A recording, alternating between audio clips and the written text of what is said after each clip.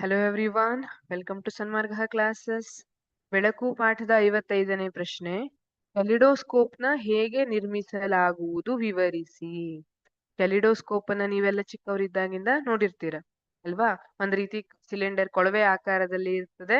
ಅದರಲ್ಲಿ ಒಂದು ತುದಿಯನ್ನ ತಿರುಗಿಸಿದ್ರೆ ಬೇರೆ ಬೇರೆ ರೀತಿಯ ಆಕೃತಿಗಳು ಕಂಡು ಬರುತ್ತೆ ಒಳಗೆ ಅಲ್ವಾ?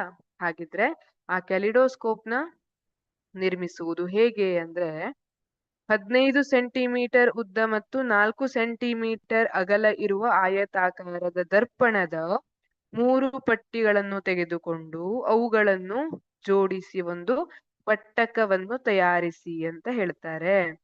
ಒಂದು ಪಟ್ಟಕ ಅಂದ್ರೆ ಅದು ನೋಡ್ಲಿಕ್ಕೆ ಮುಂದ್ಗಡೆಯಿಂದ ಈ ತರ ಕಾಣ್ತದೆ.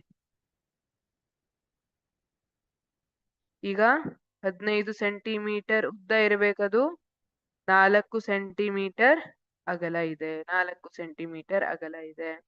ಈ ತರ ಒಂದನ್ನ ತಗೊಂಡ್ವಿ. ಇದು ಇನ್ನೊಂದು 4 ಸೆಂಟಿಮೀಟರ್ ಅಗಲ ಇದೆ. ಇದು ಈ ತರ ಬರುತ್ತೆ, 15 ಸೆಂಟಿಮೀಟರ್ ಉದ್ದ ಈ ತರ ಬಂದಿರುತ್ತೆ. ಸರಿನಾ?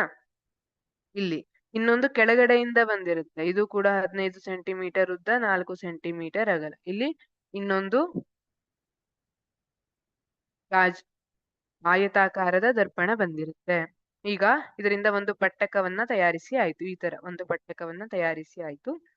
ಈ ರಚನೆಯನ್ನು ವೃತ್ತಾಕಾರದ ರಟ್ಟಿನ ಕೊಳವೆ ಅಥವಾ ದಪ್ಪನೆಯ ಕಾಗದದ ಕೊಳವೆಯಲ್ಲಿ ಇರಿಸಿ. ಒಂದು ರಟ್ಟನ್ನ ತಗೊಂಡು ಕೊಳವೆ ಆಕಾರದ್ದು ಅದ್ರೊಳಗೆ ಇದನ್ನ ಹಾಕ್ಬೇಕು. ಈಗ ಕಾಗದದ ಇಲ್ಲಿ ನೋಡಿ, ಈ ತರ ರಟ್ಟನ್ನ ತಗೊಂಡು ಅದ್ರೊಳಗೆ ಹಾಕಬೇಕು. ಕಾಗದದ ಕೊಳವೆಯು ಪಟ್ಟಕದ ಪಟ್ಟಿಗಳಿಗಿಂತ ಸ್ವಲ್ಪ ಉದ್ದ ಇರುವುದನ್ನು ಖಚಿತಪಡಿಸಿಕೊಳ್ಳಿ.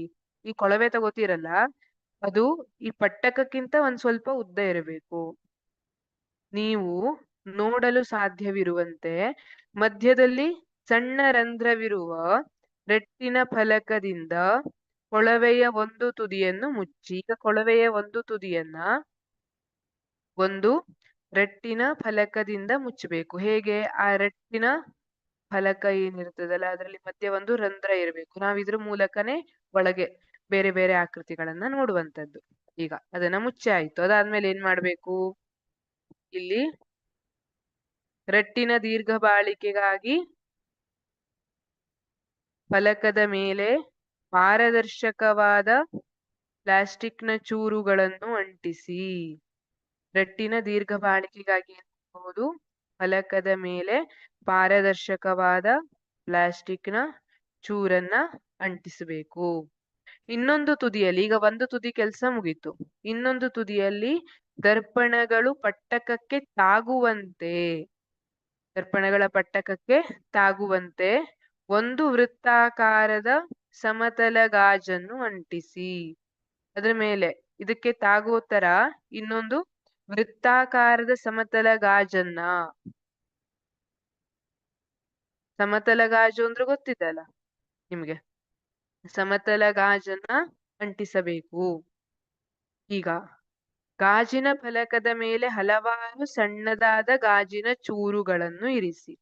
ಈ ಗಾಜಿನ ಫಲಕದ ಮೇಲೆ ಏನ್ ಮಾಡ್ಬೇಕು? ಈ ರೀತಿ ಹಲವಾರು ಸಣ್ಣ ಗಾಜಿನ ಚೂರುಗಳನ್ನ, ಈಗ ಬಳೆ ಒಡೆದಿದ್ದಿರ್ಬಹುದು ಅಥವಾ ಬೇರೆ ಬೇರೆ ರೀತಿಯ ಗಾಜಿನ ವಸ್ತುಗಳನ್ನ ಇರಿಸುವಂತದ್ದು.